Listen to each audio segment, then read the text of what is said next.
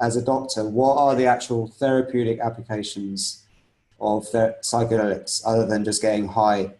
There's so many different things, and each psychedelic has its own little niche, as the Americans call it, but we say niche. You'll have something like MDMA, which is very lightly psychedelic. So there's kind of like, what is it? There's a graph of different things where it's like you've got your dissociative drugs, your psychedelic drugs, your analgesic drugs, and they all are on a spectrum.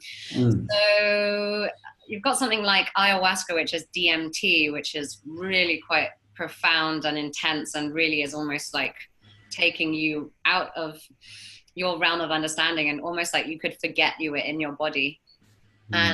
And that's quite a common experience on something like ayahuasca, whereas mushrooms, which active ingredient is psilocybin, the primary active ingredient, that one, I would say I've had less intense, profound out-of-body experiences on mushrooms, although I know that sometimes mushrooms, because they have got the structure, the indole ring, the tryptophan, the core structure of that biochemically, that is very similar to DMT. So mushrooms are almost like, they can morph into a DMT experience, or almost be almost like MDMA if you have a very happy, giggly experience.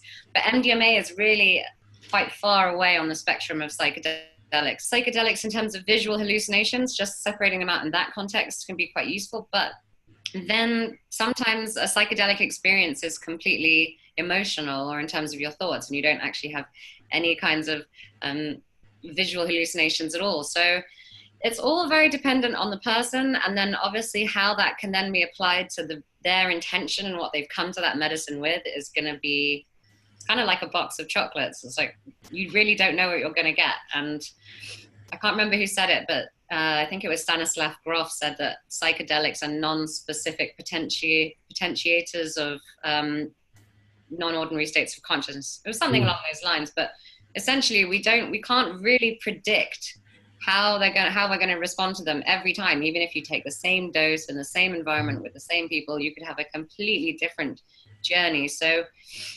something that I heard about today, which was very interesting, I was listening to Aubrey Marcus interviewing Rick Doblin, and he was talking about how this couples came together to use MDMA for couples therapy. And what came up was actually a massive trauma around the sexual trauma from a young age, which threw her into months and months of the need for therapy and further work, and actually was completely deviated from what their intention for that moment was. So and that was MDMA on its own. So these things are very powerful, and they have the capacity to uproot deep-seated traumas. They have the capacity to connect us to the natural environment or the environment around us, to bring us in deeper relation with people we love and our friends, and many, many, many more things. So yes. So what's your medicine of choice? At the moment, I'm really into mushrooms. I'm really catching, there's just a real feeling at the moment of a lot of friends I know, it's like we've been beavering away on our own for the last 5-10 years, like doing our own independent work, but somehow kind of like the metaphorical mycelial network, we're all becoming interconnected into this woven community, and it's almost like the foundations are being laid for the eco villages and all these communities that we're all going to start. We've been talking about for a while, but it feels like the mushrooms are like a representation of the mycelial network of the world, and actually how a healthy topsoil of this planet would be functioning if it were to be working. So I feel like the reason the mushrooms are coming to the fore right now, not only because they're the most sustainable of all these medicines, unlike peyote and ayahuasca, which take between 11, 14, 15 years to mature, mushrooms are readily available quite easily if you grow them at home. So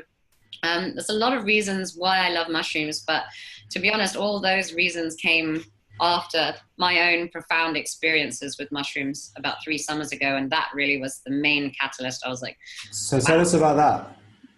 Oh gosh. If you want to. I can. Well, it actually involved me, my mum and my brother going for a stroll in the local woods down in Gloucestershire, and I'd like bought some mushroom chocolates off a friend, and I was like, let's all take mushrooms and just have with your mum.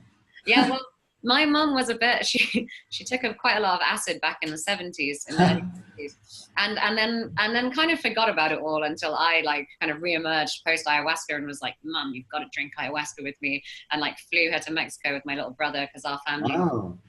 our family had become very disjointed and malfunctional. Wow. So essentially, I was like, something needs to change. So I gathered our family together and we all drank ayahuasca. And after that, she became a lot more. She remembered basically all those days back in her youth. So we took these mushrooms together and went for a walk. And she started to feel really unwell. She was like, "Oh, I've got to go home." And she went home, and I'd just come back from doing a tantric massage course and was like, maybe I could do some hands-on energy healing. And so I offered that to her and she said yes.